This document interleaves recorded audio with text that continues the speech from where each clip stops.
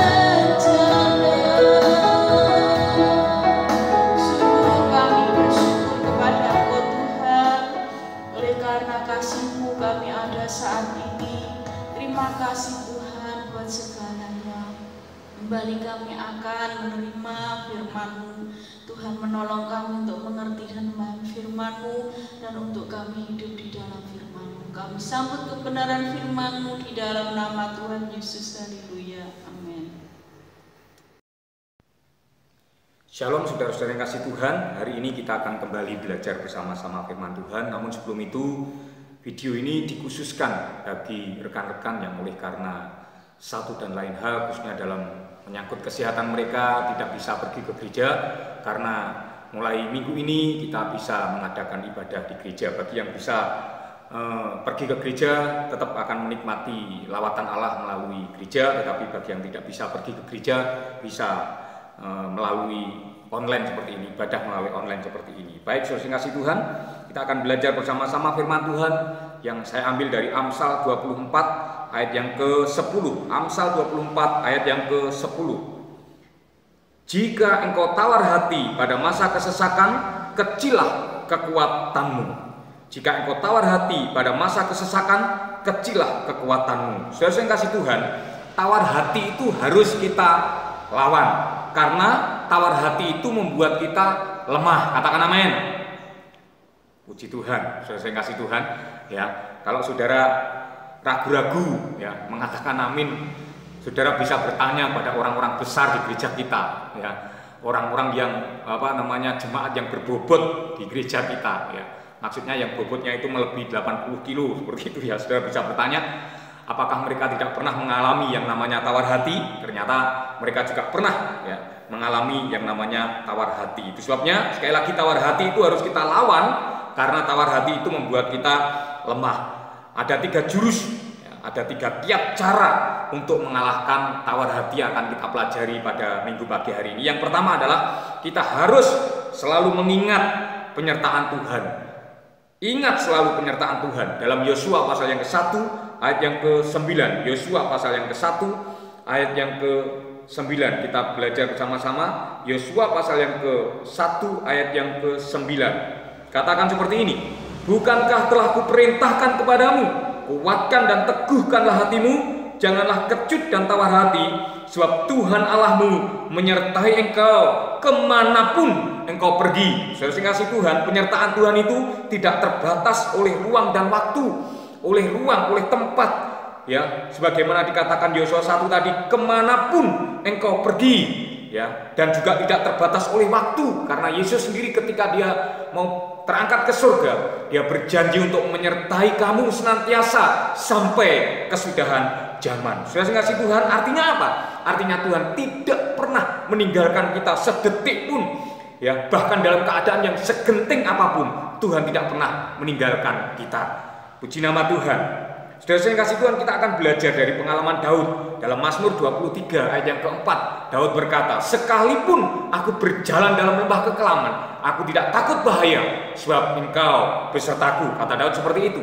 Nah, saudara yang kasih Tuhan, satu-satunya alasan Daud tidak mengalami ketakutan, tidak tawar hati ketika dia berjalan di dalam lembah kekelaman adalah penyertaan Tuhan. Ya, saudara yang kasih Tuhan, penyertaan Tuhan. Nah, saya mau katakan kepada saudara bahwa Daud ini banyak sekali mengalami yang namanya lembah kekelaman. Banyak sekali yang namanya mengalami masalah-masalah dalam kehidupannya, dalam perjalanan kehidupannya. Nah, salah satu lembah kekelaman yang akan saya kasih contoh kepada saudara itu terdapat di dalam 1 Samuel pasal yang ke-21 ayat yang ke-13. 1 Samuel 21 ayat yang ke-13. Kalau saudara melihat di sana, saudara akan tahu bahwa Daud ini pernah, ya, berpura-pura menjadi orang gila di depan umum, ya, untuk mengelabui Raja Akis, ya, karena, ya, Daud ini ketika dia lari dari kejaran Saul, maka yang terjadi, ya, saya kasih Tuhan, yang terjadi adalah Daud ini mengungsi ke Gad, ke orang Filistin, dan Raja Gad pada waktu itu, ya, pegawai-pegawainya mulai berkata, ini Daud ini yang oleh karena dia orang itu bernyanyi berbalas-balasan, Saul membunuh beribu-ribu orang, tetapi Daud berlaksa-laksa, ya, mungkin pujian seperti itu, ya, sehingga akhirnya Daud menjadi takut dan akhirnya dia berpura-pura menjadi gila. Saudara bayangkan itu, ya, itu lembah kekelaman yang paling mengerikan, ya, dia menggores-gores pintu gerbang dan membiarkan air liurnya ini, ya, bergeleweran. Gelewer itu apa? Itu artinya itu, ya, menetes bahkan sampai ke janggutnya seperti itu, saudara. Hal itu dialami oleh Daud, saudara. Sekali lagi semuanya itu seperti yang saya ceritakan tadi berawal dari pujian yang diberikan kepada Daud, dan pujian yang diberikan kepada Daud ini, Saul membunuh beribu-ribu orang, tetapi Daud berlaksa-laksa. Itu menjadi pujian yang sangat terkenal. Paling tidak Alkitab mencatat 3 kali pujian itu dimunculkan kembali. Saya kasih Tuhan, ya. Salah satunya, kalau kita melihat, kalau kita menyelidiki, pujian itu ternyata membawa Daud pada situasi yang sangat membahayakan. Ya, dengan pujian itu akhirnya Saul sebagai raja Israel itu menjadi iri hati. Ya, dan oleh karena Saul iri hati, maka Saul ini membunuh Daud sehingga akhirnya Daud melarikan diri. Ya, dan ketika dalam pelariannya pun, saya katakan pujian itu sangat terkenal. Orang Filistin pun itu juga tahu tentang pujian ini, mendengar pujian ini.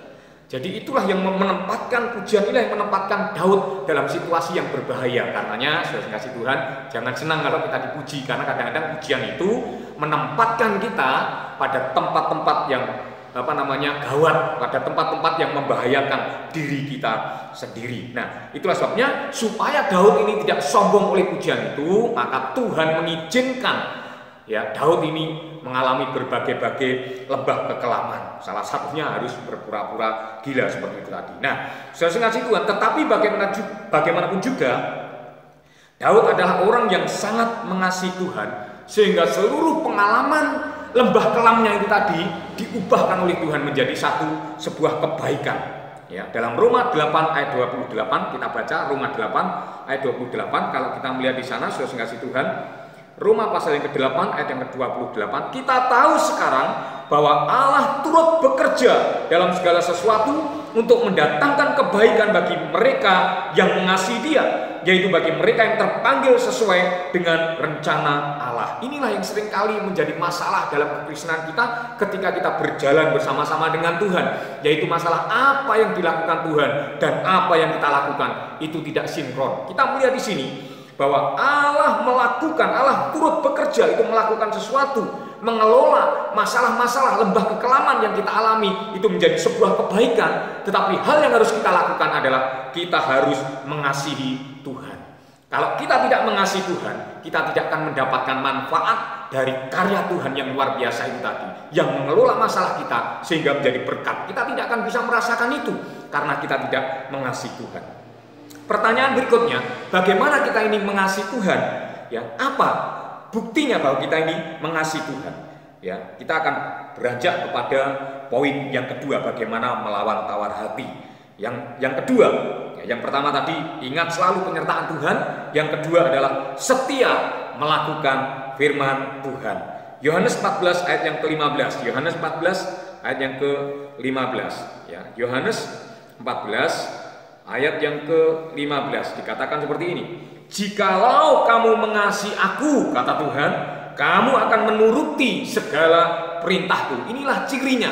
Sekali lagi, kita hanya dapat merasakan manfaat dari karya Tuhan itu apabila kita mengasihi Tuhan.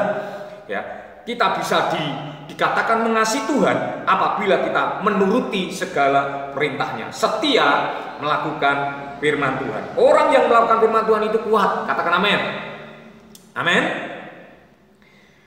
Sekuat orang yang bijaksana yang mendirikan rumahnya di atas batu karang, dalam Matius 7 ayat 24 sampai 25. Dalam keadaan badai, angin kencang, banjir dan lain sebagainya, tidak bisa merubuhkan rumah itu karena rumah itu kuat. Tetapi saya mau katakan kepada saudara hari ini, orang yang setia melakukan firman Tuhan itu tetap kuat. Amin. Orang yang melakukan firman Tuhan itu tetap kuat. Kita melihat dalam Yosua pasal yang ke-14. Yosua pasal yang ke-14. Haleluya. Yosua 14 ayat yang ke-8. Dalam bahasa Indonesia masa kini dikatakan seperti ini. Yosua 14 ayat yang ke-8. Orang-orang yang pergi dengan saya, ini kata Kaleb bin Yefune, ya. Orang-orang yang pergi dengan saya membuat umat Israel menjadi takut. Tetapi saya tetap setia mentaati Tuhan Allah saya. Tetap setia mentaati, tetap setia melakukan firman Tuhan. Seperti itu ya. Maksud saya Kaleb, ya, bukan Yosua. Kaleb itu tetap setia mentaati perintah Tuhan, tetap setia melakukan firman Tuhan. Nah, hasilnya apa? Hasilnya ayat yang ke-11. Dari Yosua 14 ini ayat yang ke-11 kita melihat pada waktu ini, yaitu pada waktu dia sudah bertambah lagi umurnya, ya, dari 40 tahun ketika janji Tuhan itu diberikan sampai kepada 45 tahun, kalau tidak salah seperti itu ya, dalam ayat-ayat setelahnya itu, yang 45 tahun. Jadi ayat yang di atasnya, sekarang telah berumur 85 tahun aku hari ini, itu kata Kaleb. Pada waktu ini, ayat yang ke-11, aku masih sama kuat seperti pada waktu aku disuruh Musa. Ya. Seperti kekuatanku pada waktu itu, demikianlah kekuatanku sekarang untuk berperang dan untuk keluar masuk melakukan apa saja. Saudara kasih Tuhan, Kaleb ini ketika dia setia melakukan firman Tuhan berkata dia tetap kuat sekalipun dia sudah berumur 85 tahun. Ini hal yang luar biasa, saudara kasih Tuhan. Nah, dengan demikian, saudara kasih Tuhan, kekuatan itu berasal dari kesetiaan. Ya, kekuatan kita itu berasal dari kesetiaan, dan kesetiaan kita itu timbul dari cinta yang besar. Apa itu cinta yang besar? Kita melihat dalam Yohanes 21 ayat 15, di sana dikatakan dengan jelas mengenai Yesus ketika mau terangkat ke surga. Dia bertanya kepada Petrus, apakah engkau mengasihi aku? Dan dia bertanya sampai 3 kali. Apa maksudnya? Beberapa orang menafsirkan ya bahwa ini adalah Tuhan ingin supaya Petrus itu mengasihi Tuhan itu dengan kasih yang besar, dengan cinta yang besar, cinta yang meliputi, cinta yang cinta yang melebihi, cinta yang melingkupi antara tubuh, jiwa dan rohnya, maksud saya seperti itu. Ya, jadi cinta yang meliputi, ya cinta yang melibatkan, maksud saya, tubuhnya, jiwanya, dan rohnya. Ada begitu banyak orang Kristen yang mungkin mengasihi Tuhan hanya dengan tubuhnya. Ya, dia pergi ke gereja, dia beribadah gereja, muji Tuhan, mendengarkan firman Tuhan, tetapi jiwanya, hatinya, pikirannya terpikat, tertambat kepada dunia. Dan oleh karena pikirannya, hatinya tertambat kepada dunia, maka ketika mengalami hal-hal kesulitan dalam hidup ini, dalam kehidupan di dunia ini, maka yang terjadi, rohnya mendua hati. Dia pergi kepada roh-roh jahat, kepada dukun dan lain sebagainya. Seperti itu. Nah, ini berarti tidak mengasihi Tuhan dengan cinta yang besar. Sekali lagi, cinta yang besar itu melibatkan tubuh kita, jiwa kita, dan roh kita. Nah, apabila kita mengasihi Tuhan dengan kasih yang besar, maka ayat yang ke-19 dari Yohanes 21 itu dikatakan seperti ini. Hal ini dikatakan oleh Yesus untuk menyatakan bagaimana Petrus akan mati dan memuliakan Tuhan. Saya kasih Tuhan, kita tahu Petrus itu matinya sebagai martir. Dia disalib, dan ketika dia mau disalib seperti Yesus, dia berkata, tidak, jangan seperti Yesus, tapi dia minta supaya dia disalib dibalik, jadi kepalanya di bawah seperti itu. Jadi ini hal yang luar biasa. Mati martir itu, sudah saya kasih Tuhan, bukanlah sebuah kekalahan, bukanlah sebuah kekalahan. Sebab apa? Sebab kekalahan yang sesungguhnya, sudah kasih Tuhan, itu ialah saat kita tidak bisa melawan rasa takut kita. Ya, saat kita tidak bisa melawan rasa takut kita. Nah, kita mampu setia sampai mati, sudah saya kasih Tuhan. Kesetiaan itu harus sampai mati, karena orang yang seringkali saya ajarkan kepada kita tidak bisa menilai kesetiaan seseorang selama orang itu masih hidup. Kenapa? Karena hidup akan selalu berubah. Tapi ketika orang itu sudah mati, barulah kita bisa berkata orang ini setia atau tidak, itu bisa kita menilainya. Ya, setelah orang itu mati. Mohon maaf. Nah, sudah saya kasih Tuhan, kita kembali kepada firman Tuhan. Kita bisa setia sampai mati hanya jika kita menggunakan jurus berikutnya atau poin berikutnya yang ketiga, yaitu apa? Memandang kekekalan. Itu yang ketiga. Jurus yang ketiga untuk melawan tawar hati, untuk mengalahkan tawar hati, kita harus memandang kekekalan. Yang pertama tadi, kita harus ingat selalu penyertaan Tuhan. Ya, belajar dari Yosua, kemudian kita harus selalu setia melakukan firman Tuhan. Belajar dari Kaleb. Nah, kita yang ketiga ini, untuk mengalahkan tawar hati, kita harus memandang kekekalan. Kita melihat dalam 2 Korintus pasal yang keempat, ayat yang ke-18 sampai ayat yang 2 Korintus 4 ayat 16 sampai 18 ya. Kita baca. Jangan tawar hati juga waktu menghadapi maut. Itu LAI memberikan judul seperti itu. Sebab itu kami tidak tawar hati, tetapi meskipun manusia lahiriah kami semakin merosot, namun manusia batiniah kami dibaharui dari sehari ke sehari. Sebab penderitaan ringan yang sekarang ini mengerjakan bagi kami kemuliaan kekal yang melebihi segala-galanya, jauh lebih besar daripada penderitaan kami. Sebab kami tidak memperhatikan yang kelihatan. Kami tidak memperhatikan yang kelihatan, melainkan yang tak kelihatan. Karena yang kelihatan adalah sementara, sedangkan yang tak kelihatan adalah kekal. Amin. Puji nama Tuhan. Saudara kasih Tuhan, saya mau kasih tahu kepada setiap kita hari ini, kekristenan itu bukan tentang sekarang ini, tentang hidup sekarang ini, tetapi tentang hidup yang akan datang. Itu sebabnya Alkitab berkata bahwa orang Kristen yang menaruh pengharapannya kepada perkara-perkara dunia ini, maka orang Kristen itu dikategorikan orang yang paling malang di antara segala manusia. Itu terdapat dalam 1 Korintus 15 ayat yang ke-19. Dan kekristenan itu juga bukan tentang dunia ini, saudara, tetapi kekristenan itu tentang kerajaan surga. Dan saudara tahu apa itu kerajaan surga? Kerajaan surga itu adalah tentang kebenaran, tentang damai sejahtera dan sukacita oleh Roh Kudus. Roma 14 ayat yang ke-17. Ya, saudara bisa menengok nanti di sana dari rumah kita masing-masing. Saudara bisa melihat dalam Roma 14 ayat yang ke-17 itu kerajaan Allah itu bukan soal makanan dan minuman. Jadi jangan pusing tentang makanan dan minuman, tentang hal-hal yang seperti ini. Ya, tetapi kita harus mengarahkan hati kita kepada kerajaan surga yang sesungguhnya, yaitu tentang apa? Kebenaran, tentang damai sejahtera dan sukacita oleh Roh Kudus. Nah, dengan demikian saudara kasih Tuhan, yang ingin saya kasih tahu pada saudara adalah bahwa tujuan akhir kekristenan itu adalah hidup yang kekal. Tujuan akhir dalam kekristenan kita itu adalah hidup yang kekal. Sebab itu sebagai hamba Tuhan, saya mau menghimbau kepada setiap kita hari ini, arahkan matamu, arahkan mata kita kepada kekekalan. Karena hanya dengan demikian, mengarahkan mata kita pada kekekalan, maka kita akan beroleh kekuatan yang baru untuk memikul beban kita, untuk melawan tawar hati kita itu. Nah, kita akan melihat ayat yang terakhir dalam Kejadian pasal yang ke-49. Kejadian 49, sudah kasih Tuhan, Kejadian 49 ayat yang ke-14. Saya senang dengan ayat ini dan seringkali saya sampaikan kepada saudara.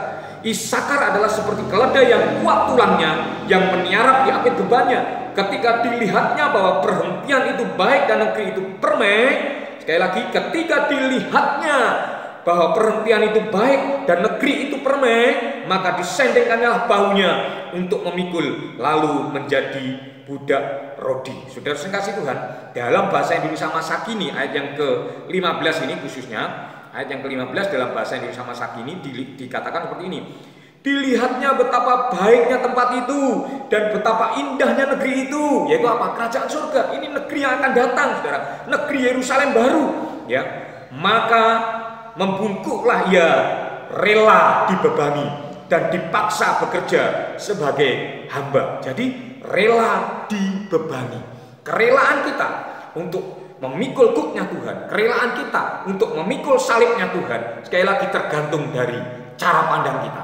Kalau kita hanya menjadi orang Kristen yang selalu memandang pada dunia ini, maka yang terjadi kita tidak akan rela apabila Tuhan memberikan beban, ya, memberikan salibnya untuk kita pikul. Kita tidak akan pernah mau memikul salib itu. Tetapi sebaliknya, apabila kita mengarahkan pandangan kita kepada kerajaan surga, maka yang terjadi, kita akan kuat, ya, untuk memikul salib itu. Kita akan bangkit dan kita akan rela menjadi budak rodi. Saudara kasih Tuhan, orang itu rela melakukan apapun demi sebuah tujuan. Kalau saudara memiliki tujuan yang benar, maka juga rela, saudara akan memiliki kerelaan untuk memikul salibnya Tuhan. Puji nama Tuhan. Saudara kasih Tuhan, saya rasa inilah kebenaran firman Tuhan dan yang dapat saya sampaikan kepada setiap kita. Ayo kita bersama-sama berjuang melawan tawar hati, mengalahkan tawar hati dengan selalu mengingat penyertaan Tuhan, dengan selalu setia melakukan firman Tuhan, dan selalu mengarahkan pandangan kita kepada kekekalan yang adalah tujuan akhir dari kekristenan kita itu. Tuhan berkati kita. Mari kita dudukkan kepala kita, berdoa, dan kita masuk dalam pelayanan perjamuan kudus.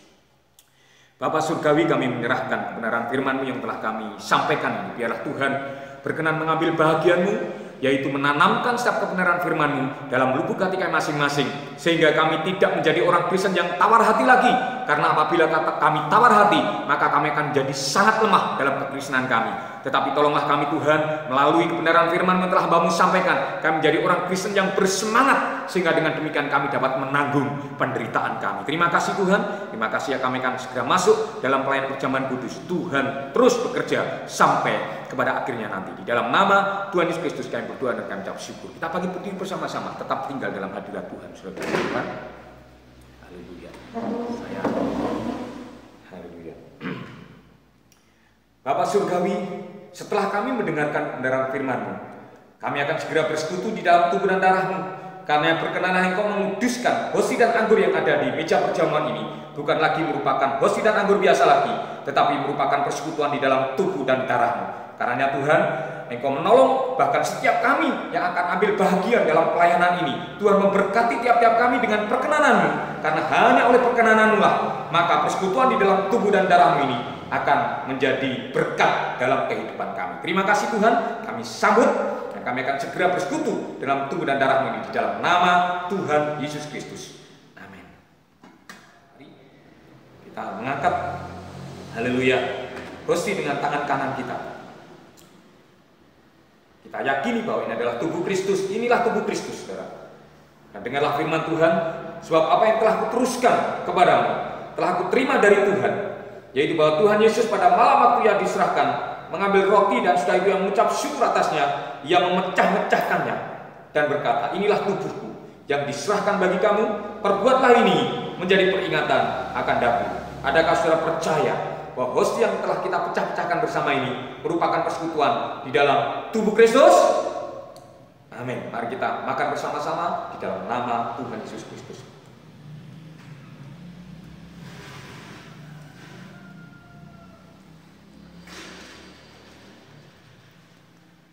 Haleluya, haleluya. Kita angkat cawan kita tinggi-tinggi melebihi kepala kita sebagai tanda penghargaan penghormatan kita kepada darah Kristus.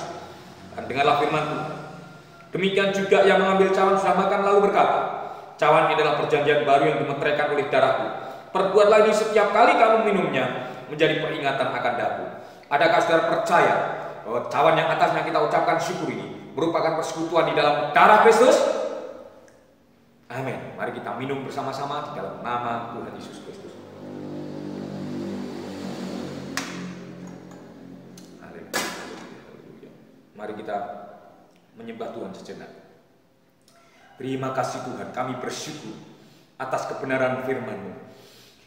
Kami bersyukur atas tubuh dan darah-Mu yang makin memperkuat iman kami, yang makin memperkuat jiwa tubuh kami, untuk kami menghadapi tawar hati kami, untuk kami dapat melawan tawar hati kami, sehingga kami menjadi orang-orang Kristen yang bersemangat dalam hidup ini. Dengan demikian nama Tuhan dipermuliakan melalui kehidupan kami. Terima kasih Tuhan, terima kasih untuk tubuh dan darah-Mu, terima kasih untuk kebenaran firman-Mu. Kami akan melanjutkan ibadah kami. Tuhan berkenan memimpin sampai pada akhirnya nanti. Di dalam nama Tuhan Yesus Kristus kami berdoa dan kami mengucap syukur. Amin. Tuhan, selanjutnya saya serahkan kepada pemimpin pujian. Puji Tuhan, kita akan berdoa syafaat, kita naikkan pujian saat berdoa.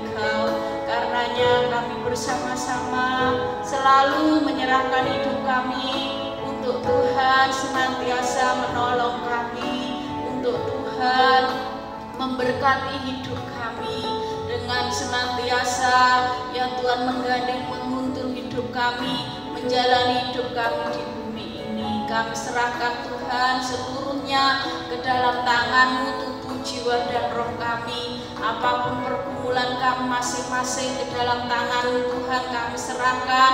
Tuhan, keluarga rumah tangga kami, Tuhan memberkati senantiasa dengan kehadiran-Mu. Tuhan tambahkan iman kepada setiap kami Tuhan, anak-anak-Mu.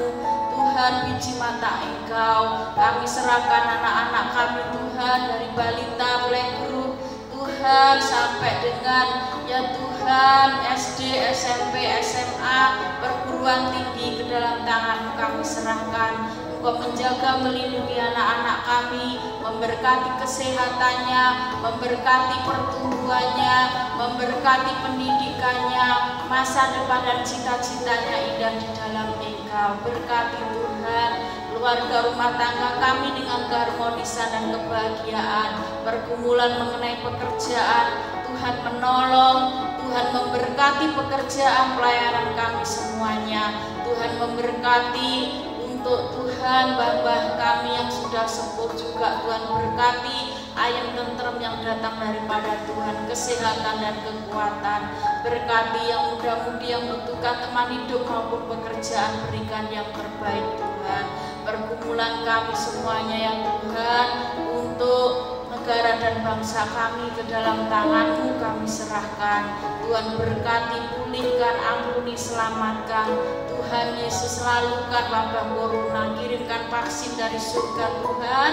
Hanya Engkau yang sanggup menolong bangsa kami, hanya Engkau yang sanggup menolong seluruh bumi ini Tuhan, sehingga penuh dengan sorak-sorai, penuh dengan ucapan syukur kepadamu, belas kasih-Mu terjadi atas bumi ini, sehingga dilalukan wabah corona ini, sehingga semuanya dapat kembali normal dan pulih.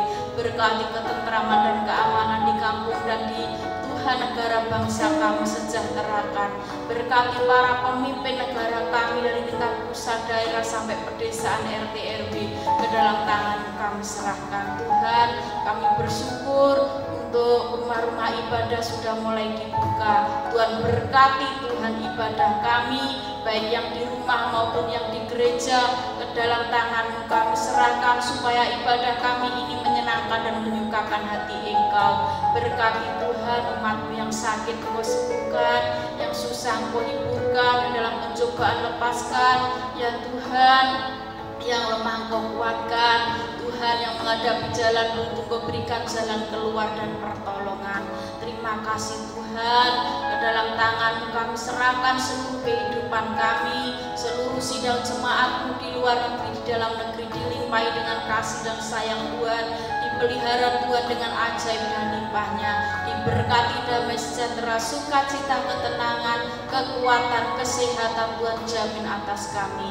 Apapun yang akan kami kerjakan, lakukan, Tuhan selalu menyertai, melindungi, dan membuat berhasil untuk hormat dan kemuliaan nama-Mu. Demikian doa kami yang jauh dari sempurna, kami naikkan di dalam nama Tuhan Yesus, dan kami sudah menerimanya. Amin. Saya jemput Bapak Ibu bagi berdiri bersama-sama, kita akan segera mengakhiri ibadah kita di dalam doa. Bapa Surgawi, kami mengucap syukur dari awal sampai kepada akhirnya Engkau telah memimpin ibadah kami. Kami yakin, kami percaya Engkau hadir sama tengah kami, Engkau memberkati kami dengan segala apa yang telah kami lakukan dalam ibadah hari ini, baik pengorbanan waktu kami, tenaga, bahkan sampai kepada haleluya, kurban syukur kami yang kami akan bawa ke rumah-Mu yang kudus. Biarlah Tuhan berkenan memberkatinya sedemikian rupa sehingga bisa menjadi berkat, haleluya, di ladang Tuhan. Terima kasih Tuhan, Engkau berkenan mengembalikan dengan berlipat kali ganda kepada setiap kami yang dengan tekun melakukan perintah Tuhan, haleluya, dalam ibadah ini. Tuhan memberkati dalam rumah tangga kami masing-masing, dalam usaha dan pekerjaan kami masing-masing, apapun yang kami lakukan, supaya kami hidup benar-benar di dalam berkat-berkat Tuhan itu. Terima kasih Tuhan, terima kasih, dan kami akan mengakhiri ibadah kami. Kami yakin, kami percaya Engkau akan memberkati kami. Terima kasih Tuhan, di dalam nama Tuhan Yesus Kristus kami berdoa dan kami bersyukur. Serkasi kita akan berdoa sesuai doa yang diajarkan Yesus kepada kita. Karena itu berdoalah demikian: Bapa kami yang di surga, dikuduskanlah nama-Mu, datanglah kerajaan-Mu, jadilah kehendak-Mu di bumi seperti di surga. Berikanlah kami pada hari ini makanan kami yang secukupnya, dan ampunilah kami akan kesalahan kami, seperti kami juga mengampuni orang yang bersalah pada kami. Dan janganlah membawa kami dalam pencobaan, tapi lepaskanlah kami daripada yang jahat. Karena Engkaulah yang punya kerajaan dan kuasa dan kemuliaan sampai selama-lamanya. Serkasi angkat tanganmu, buka di hadapan Tuhan. Haleluya, haleluya. Terimalah Turunlah atas hidupmu menjadi bahagiamu segala berkat-berkat Tuhan, yaitu berkat nikmat anugerah kasih karunia dan damai sejahtera yang datang dari Allah Bapa surgawi kita yang senantiasa mengasihi dan mencintai kita di dalam kasih sayang anak Tuhan Yesus Kristus. Dan berkat persekutuan yang manis dan indah di Roh Kudusnya kiranya senantiasa menguatkan kita, menyertai kita, menopang, mengawal mengiring langkah kehidupan kita minggu pagi hari ini bahkan sampai selama-lamanya. Di dalam nama Tuhan Yesus Kristus kami berdoa dan kami mengucap syukur dengan mantap yang diberkati berkata amin. Selamat hari Minggu, Tuhan memberkati kita semua. Aku hitung semua berkat-berkat-Mu Tuhan, bila ku ingat segala kebaikan-Mu, tak henti-hentinya ku bersyukur, tak henti-hentinya ku menyembah di sepanjang hidupku. Mulutku penuh dengan pujian, menyembah-Mu selalu.